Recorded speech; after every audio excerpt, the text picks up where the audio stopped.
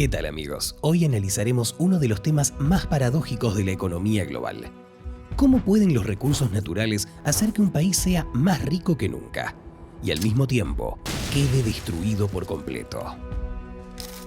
Miren esta ciudad de América Latina. En la década del 70 fue una de las ciudades que más rápido se desarrollaba de todo el continente. Las calles estaban repletas de muchachas con vestidos de mucho colorido. La gente presumía de unos coches espectaculares y cada esquina a uno le llegaban sonidos de música occidental. Todo rebosaba de vida. Y así es como está ahora. Es Caracas, la capital de Venezuela y una de las ciudades más peligrosas del mundo. Aquí la delincuencia se está desbordando, un tercio de la población está desempleada y la economía se está derrumbando bajo el peso de la hiperinflación y la corrupción. ¿Pero qué hizo que en apenas 50 años Caracas pasara de ser un símbolo de prosperidad a una de las regiones más deprimentes de Sudamérica? La respuesta es el petróleo. En 1914, Venezuela inició su producción en masa y a mediados del siglo XX resultó que sus reservas eran las más grandes del mundo. Para 1935, el país vivía única y exclusivamente de la venta de oro negro. Las enormes ganancias permitieron al gobierno malgastar el dinero y a la sociedad ignorar la crisis que se hacía inminente. Al final, en la década del 80, los precios del petróleo cayeron y la economía del país se desplomó. Venezuela pasó de ser uno de los países más ricos del continente a ser el más pobre e inestable. Y no es un caso único. En las últimas décadas, el petróleo ha dejado sin el puesto a más de un gobernante, ha provocado decenas de conflictos y sigue dirigiendo la economía global. ¿Por qué algunos países consiguen sacar provecho de todos sus recursos naturales, mientras que para otros la cosa acaba en un desastre? ¿Por qué la enfermedad del petróleo y la maldición de los recursos destruyen países enteros? ¿Y cómo es que hay países que logran evitar caer en esta trampa? Para comprenderlo, veamos cómo el petróleo cambió el mundo y qué consecuencias trajo. Mira el video hasta el final, compártelo con tus amigos y visita nuestro canal para seguir descubriendo más contenido útil.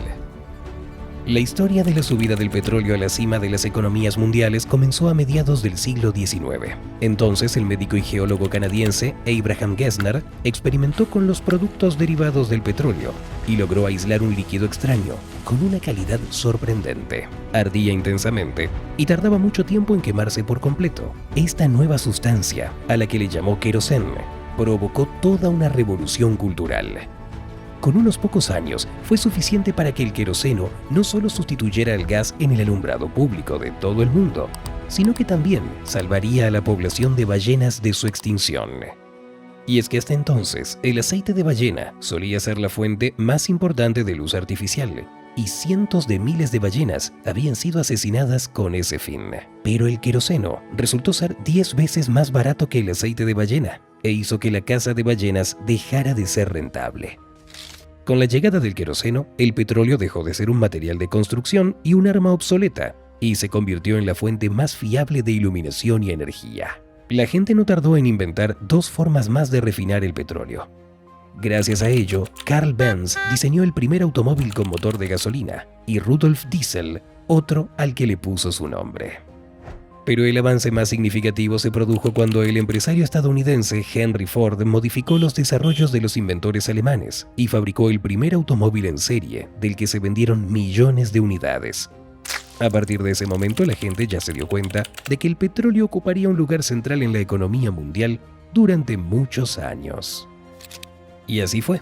Cuando comenzó la Segunda Guerra Mundial, el control de las reservas de petróleo se convirtió en uno de los principales objetivos de las grandes potencias. De hecho, una de las razones por las que Alemania desató esta guerra fue su deseo de apoderarse de los yacimientos petrolíferos soviéticos en la costa del Mar Caspio. Cuando los alemanes no pudieron alcanzar estas reservas y Rumania, el principal proveedor de petróleo del Tercer Reich, se unió a la coalición antihitleriana, el ejército alemán perdió la posibilidad de conseguir la victoria. El final de la Segunda Guerra Mundial dio lugar a una nueva ola de crecimiento industrial y el petróleo tuvo mucha demanda. La economía mundial entró en plena etapa de desarrollo, y Estados Unidos, que no se vio afectado por la guerra, ya en la década de los 60 comenzó a producir la mitad de todos los automóviles del mundo. No obstante, el ritmo de estos avances superaba bastante el de la producción del petróleo. Para entonces, aquellas regiones que tenían grandes reservas de petróleo, como el Golfo Pérsico y África, ya se habían convertido en objeto de interés internacional. La escasez de petróleo explica por qué estas regiones se hicieron víctimas de los conflictos militares más sangrientos de las últimas décadas. Se sabe que para los años 60 el petróleo finalmente se convirtió en el principal recurso energético del planeta. Y esto para los países que poseen petróleo es tanto una bendición como una maldición. Algunos, como la Unión Soviética, acaban colapsando al depender de sus ingresos del petróleo, y otros, como Qatar, se transforman de un desierto en un centro de los eventos mundiales de mayor lujo. ¿Cómo se puede explicar esta diferencia? Pues hay un problema que une a todas las potencias petroleras. Si un día descubrimos que nuestro país tiene petróleo, seremos gente afortunada a la que le ha tocado la lotería. Por supuesto que, siendo propietarios de todo ese petróleo, empezaremos a venderlo, porque nuestra economía no podrá absorber tales cantidades. La exportación del oro negro nos traerá un montón de ingresos, y el dinero comenzará a fluir directamente a nuestro presupuesto. Sin embargo, para utilizar este dinero dentro de nuestra propia economía, tendremos que cambiar la moneda extranjera por el dinero de nuestro país. De esta manera, nuestra moneda se irá haciendo cada vez más fuerte. Cuando esto ocurra, nos será mucho más cómodo importar mercancías. Nos saldrán mucho más baratas.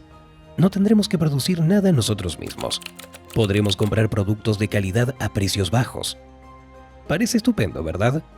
Los niveles de consumo van aumentando. La gente compra teléfonos móviles y otros dispositivos de todo tipo, y también coches que antes nadie se podía permitir. Pero al mismo tiempo, las empresas nacionales que no están relacionadas con la producción del petróleo se enfrentan a una competencia externa que a menudo las lleva a la quiebra. Y entonces los bienes producidos en nuestro país se vuelven cada vez más caros, tanto en los mercados nacionales como internacionales, solo porque la moneda nacional se hace más fuerte. Como resultado, esta competencia se les hace demasiado alta a las empresas locales y a menudo terminan siendo compradas por alguna u otra compañía extranjera. Esto es precisamente lo que ha sucedido en varios países donde los recursos petroleros se convirtieron en la fuente de ingresos más importante. Si el gobierno de un país así no se preocupa a tiempo, el mercado puede acabar bajo el control de empresas extranjeras, que se harán tan influyentes que no tardarán en poner sus condiciones. En este caso, el gobierno debería hacer todo lo posible para evitarlo, ya que es la soberanía económica la que está en juego. Pero la gente que ya tiene miles de millones de dólares en petróleo a su disposición, ¿acaso va a intentar resolver problemas tan complejos? Porque cuando los recursos ya le dan al país un dinero serio, las élites pierden la motivación para reformar algo. Pero tampoco es así de sencillo. En Venezuela, a mediados del siglo XX, por ejemplo, no hubo discusiones serias sobre el presupuesto, porque el dinero llegaba en enormes cantidades y los del gobierno usaban los ingresos del petróleo para pagar lo que hiciera falta. Si se hubieran centrado en desarrollar otros sectores de la economía y hubieran comenzado a buscar alguna forma de sustituir las importaciones, tal vez la situación hubiera resultado menos dramática. Pero tampoco es que hayan hecho nada. En los años 60 el gobierno venezolano sí que intentó hacer algo para salir de la trampa del petróleo. Fue cuando las autoridades destinaron millones de bolívares para apoyar a la industria. Sin embargo, el resultado fue decepcionante. Los empresarios se negaron a luchar por mejorar la calidad de los productos y aumentar la producción. Todo lo que querían era disponer ellos mismos de esos fondos presupuestarios. Por lo tanto, una gran cantidad de ese dinero se perdió en proyectos que no cuajaron. Más tarde, el ministro de Finanzas de Venezuela dijo: "El arma más importante de un ministro de Finanzas que se enfrenta a múltiples peticiones presupuestarias es poder decir no hay". Pero ¿cómo podía yo decir no hay con ese montón de dinero por ahí? Cuando en la década del 80 los precios del petróleo cayeron, el gobierno venezolano recortó muchos programas sociales, lo que provocó unos disturbios masivos conocidos como el Caracazo.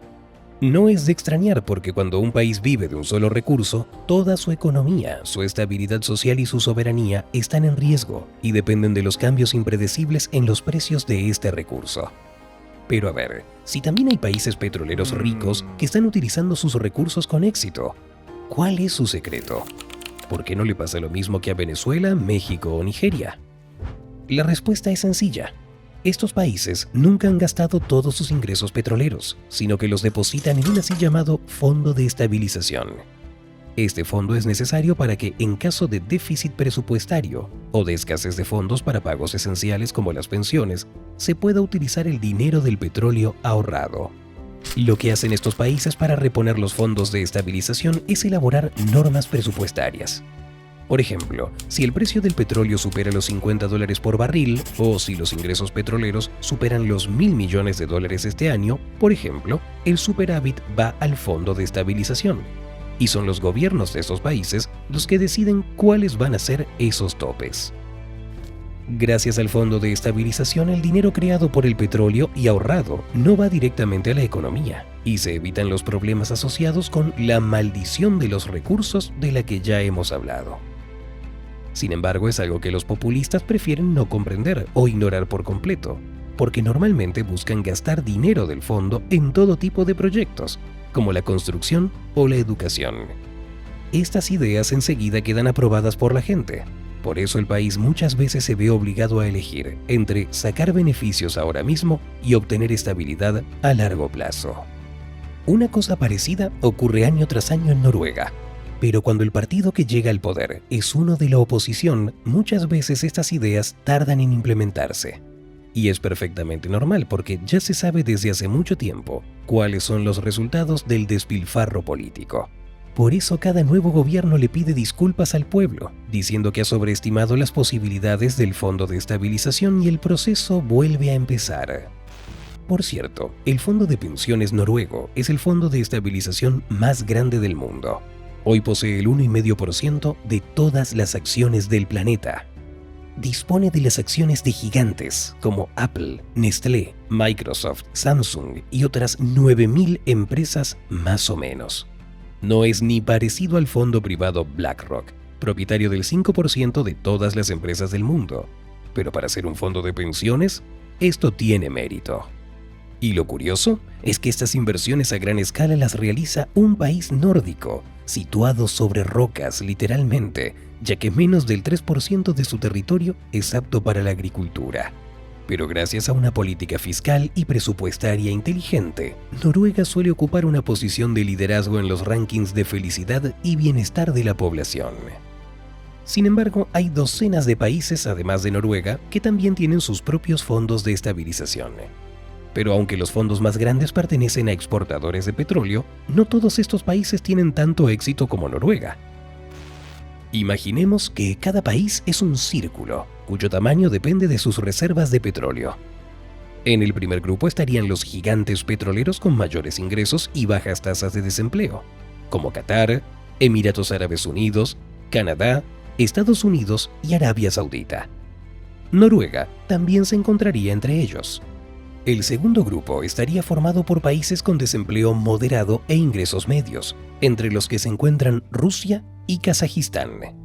El tercer grupo incluiría a Venezuela, Irán e Irak, que a pesar de poseer ricas reservas de petróleo, carecen de una economía estable y exitosa. Estos países han sufrido el mayor impacto de la maldición de los recursos. No han logrado recomponer sus economías. Por diversas razones, en su mayoría políticas, estos países no atraen inversores extranjeros. Y es normal. ¿Quién va a querer invertir dinero en una economía cuyos activos pueden ser nacionalizados en cualquier momento y que no es capaz de defender sus derechos? Es por eso que Qatar organiza el mundial más caro de la historia y los clubes de Arabia compran a los jugadores de fútbol más famosos por unas cantidades de dinero vertiginosas. Todo esto forma parte de una importante campaña de relaciones públicas destinadas a mejorar la imagen de inversión del país y demostrar que no solo tiene petróleo, sino también buenas condiciones para los inversores. A decir verdad, la maldición de los recursos no solo está relacionada con el petróleo. Un imperio poderoso en otros tiempos, el español, fue destruido por la afluencia del oro procedente de América Latina conquistada. Un poco más tarde, otro país, Argentina, se centró en la agricultura y eso también la hizo perder ante la competencia mundial. Muchas economías han colapsado debido a la dependencia de un solo recurso. Y está claro que el petróleo, que es la base de muchas economías hoy en día, no va a durar para siempre. Sus reservas, según diversas estimaciones, durarán los próximos 50 años como mucho. Ojalá no sea así y dure más tiempo, pero tarde o temprano, El mismo Qatar tan rico es posible que vuelva a convertirse en un desierto, y Noruega en un país del norte que no tiene nada especial. Eso sucederá si los países dependientes de recursos no aprovechan su abundancia. La historia nos demuestra una y otra vez que los recursos son la principal fuente del poder geopolítico. Hoy es el petróleo, mañana será otra cosa. Pero lo más importante es que mientras disfrutamos de los beneficios de la maldición de los recursos, esta poco a poco nos va destruyendo la economía. Es por eso que los países que poseen muchos recursos naturales necesitan actuar ahora. Tarde o temprano todos sus recursos se agotarán y será mejor que se preocupen por la economía con antelación y que estén preparados para la vida sin petróleo.